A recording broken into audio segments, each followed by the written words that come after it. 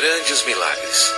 A Bíblia diz: e eis que um leproso, se aproximado, adorou-o, dizendo: Senhor, se quiseres, podes purificar-me. E Jesus, estendendo a mão, tocou-lhe, dizendo: quero, fica limpo. E imediatamente ele ficou limpo da sua lepra. O Senhor tinha compaixão da multidão faminta que o seguia. Através do seu poder para fazer milagres, ele alimentou 5.000 homens e suas famílias com 2 peixes e 5 pães. Jesus viu uma grande multidão. Compadeceu-se dela e curou os seus enfermos.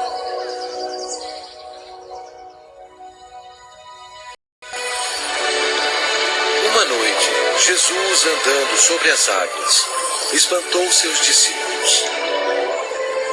Ele disse a eles: tende bom ânimo, sou eu, não temais. A criação toda obedeceu o Filho de Deus. Jesus declarou: eu sou a ressurreição e a vida. Quem crê em mim, ainda que morra, viverá. Demonstrando o seu poder, ele foi até a sepultura de Lázaro, que já estava morto por 4 dias, e Jesus clamou em alta voz: Lázaro, vem para fora. Saiu aquele que estava morto, tendo os pés e as mãos ligados com ataduras. E a notícia espalhou por todos os lugares que Jesus podia ressuscitar os mortos. Chegada a tarde, trouxeram-lhe muitos endemoniados. E ele meramente com a palavra expeliu os espíritos e curou todos que estavam doentes. O povo sentia admiração por Jesus, mas os líderes religiosos o odiavam. Eles acusaram Jesus, dizendo que o seu poder vinha de Satanás. Mas Jesus disse a eles: vós sois do diabo, que é vosso pai, e quereis satisfazer-lhes os desejos. Ele foi homicida desde o princípio, e jamais se firmou na verdade, porque nele não há verdade. Quando ele profere mentira, fala do que lhe é próprio, porque é mentiroso e pai da mentira. Mas porque eu digo a verdade, não me credes. Por trás de tudo isso, Satanás estava totalmente envolvido. Mas você tem que saber que antes do diabo atacar alguém, primeiro ele tem que pedir permissão a Deus Pai no céu. Então, para cumprir a profecia da Bíblia, Deus permitiu que Satanás atacasse o Senhor Jesus.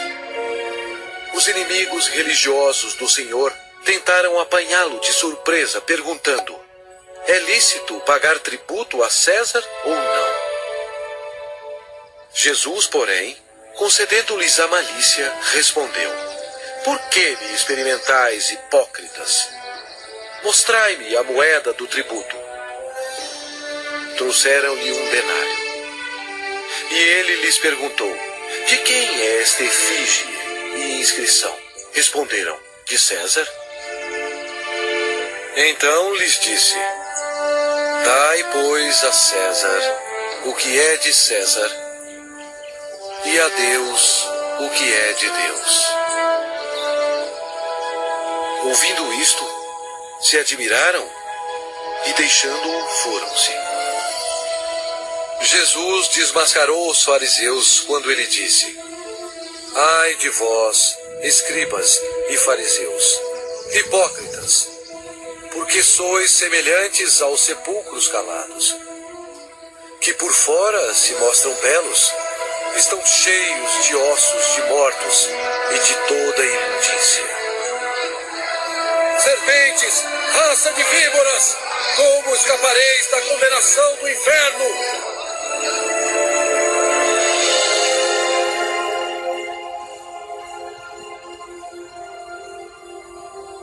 Jesus disse: porquanto Deus enviou o seu Filho ao mundo, não para que julgasse o mundo, mas para que o mundo fosse salvo por ele. Quem nele crê não é julgado. O que não crê já está julgado, porquanto não crê no nome do unigênito Filho de Deus.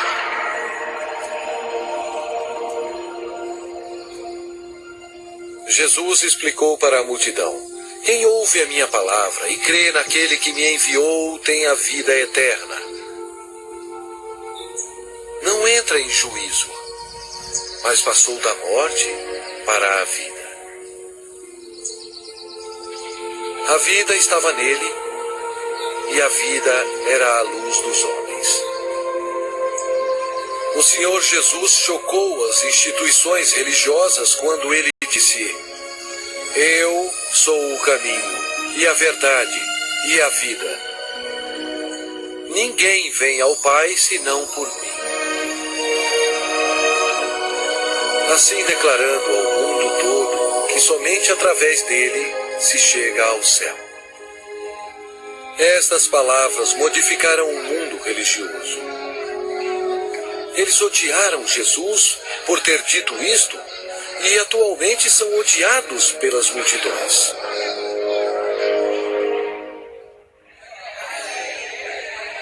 O ministério de Messias estava quase terminado. O profeta Daniel previu o exato dia em que o Messias entraria em Jerusalém aos clamores de Hosana. Mas Jesus sabia que dentro de uma semana eles gritariam: crucifica-o. Satanás estava ocupado tentando levar os líderes religiosos a tramarem a morte de seu maior inimigo. Pois foi Jesus Cristo que determinou a saída dele e de seus anjos do céu. Os discípulos ainda estavam excitados pelo triunfo da entrada de Jesus em Jerusalém, acreditando que em breve ele seria um rei. Mas na ceia da Páscoa, Jesus explicou a eles que estava chegando o dia que o seu sangue seria derramado e ele morreria. Então Jesus deu a eles o pão e o vinho, como um símbolo do que estava para acontecer. Ele partiu o pão, que representava o seu corpo, que seria ferido na cruz. E ele distribuiu a seus discípulos o vinho, que representava o seu sangue, que seria derramado. E isto estabeleceu um costume que seria seguido até a sua segunda vinda. Após a ceia, Satanás agiu. Ele usou o discípulo chamado Judas Iscariotes, entrando no corpo dele. Aconteceu então que Judas se tornou o maior traidor de toda a história. Judas foi ao chefe dos sacerdotes a fim de trair o Senhor. Judas entregou Jesus aos religiosos por 30 moedas de prata. Então Satanás, acreditando que havia chegado a sua hora de triunfo, convocou para Jerusalém suas forças tenebrosas para destruir Jesus, a luz do mundo. Naquele dia, levou os seus discípulos ao jardim de Getsamine e deixou-os lá enquanto ele ia orar. A Bíblia diz: e estando em agonia, orava mais intensamente. E aconteceu que o seu suor se tornou como gotas de sangue caindo sobre a terra. Jesus, o qual não cometeu pecado, nem engano algum se achou em sua boca. Estava pronto para tomar sobre si mesmo os pecados do mundo. Jesus orou dizendo: meu Pai, se possível, passe de mim este cálice. Todavia, não seja como eu quero, e sim como tu queres. Eis que é chegada a hora, e o Filho do Homem está sendo entregue nas mãos de pecadores. E logo, falava ele ainda, quando chegou Judas, um dos 12. E com ele, vinda da parte dos sacerdotes, escribas e anciãos, uma multidão com espadas e porretes. Judas lhes tinha dado este sinal: aquele a quem eu beijar é esse. Prendei-o. Jesus, porém, lhe disse: Judas, com um beijo traz o Filho do Homem? Nisto, aproximando-se eles, deitaram as mãos em Jesus e o prenderam. E eis que um dos que estavam com Jesus, estendendo a mão, sacou-o da espada e, golpeando o servo do sumo sacerdote, cortou-lhe a orelha. Mas Jesus, tocando-lhe a orelha, o curou. Jesus lhe disse: embainha a tua espada, pois todos os que lançam mão da espada, a espada perecerão. Jesus disse a eles que ele poderia orar a seu Pai, e ele mandaria mais de 12 legiões de anjos para salvá-lo. O que seriam cerca de 72.000 anjos. Mas Jesus não permitiu que os anjos o defendessem, porque ele teria que ser crucificado, conforme as Escrituras. Com a prisão dele, Satanás se alegrou. Seu principal inimigo estava indefeso, e o momento da vingança do diabo havia chegado. E os que prenderam Jesus o levaram à casa de Caifás, o sumo sacerdote, onde haviam reunido os escribas e os anciãos. Ora, os principais sacerdotes e todo o sinédrio procuravam um testemunho falso contra Jesus, a fim de o condenarem à morte. Eles perguntaram a Jesus: és tu o Cristo, o Filho de Deus bendito? Jesus respondeu: eu sou. Então o sumo sacerdote rasgou as suas vestes, dizendo: blasfemou! Que necessidade temos de testemunhas? Eis que ouvistes agora a blasfêmia. Que vos parece? Responderam eles: é réu de morte. Então, uns cuspiram-lhe no rosto e lhe davam murros, e outros o esbofeteavam. E amarrando-o, levaram-no e o entregaram ao governador Pilatos.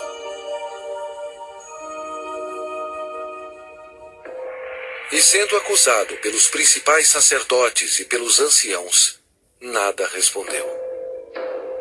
Este acontecimento foi de acordo com outra profecia. Ele foi oprimido e humilhado, mas não abriu a boca. Como cordeiro foi levado ao matadouro, e como ovelha muda perante os seus tosqueadores, ele não abriu a boca. Pilatos o interrogou: és tu o rei dos judeus? Respondeu-lhe Jesus: tu o dizeis. Depois de ouvir os ataques a Jesus, Pilatos se sentiu politicamente ameaçado. Com medo, ele procurou um meio de escapar. Disse Pilatos aos principais sacerdotes e às multidões: não vejo neste homem crime algum.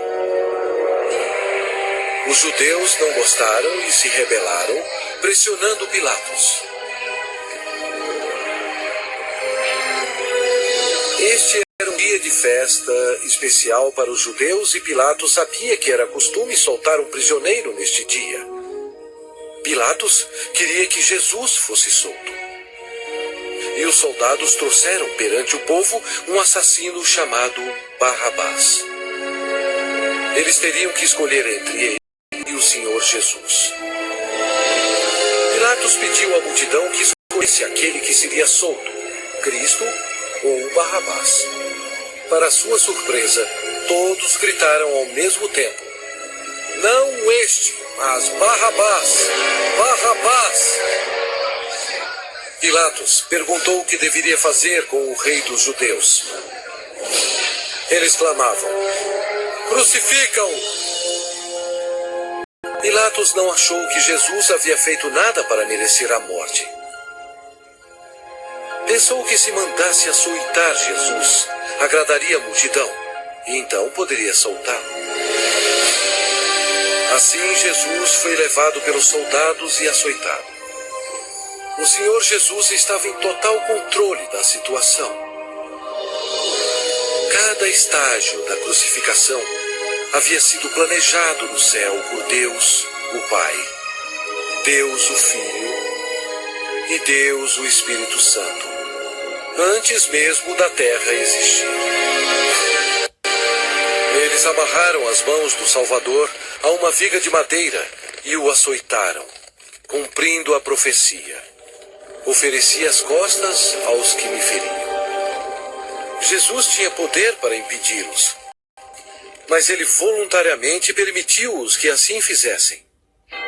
O chicote de couro geralmente tinha pedaços de aço, bolas de chumbo e ossos afiados. Não somente açoitaram as costas, como as nádegas e pernas. Devido aos ossos afiados e o metal existente no chicote, os músculos foram cortados e se abriram. As artérias foram atingidas, espirrando sangue. A maioria das vítimas morriam devido a esse tipo de açoite. Mas ele foi transpassado pelas nossas transgressões e moído pelas nossas iniquidades. O castigo que nos traz a paz estava sobre ele. E pelas suas pisaduras fomos sarados.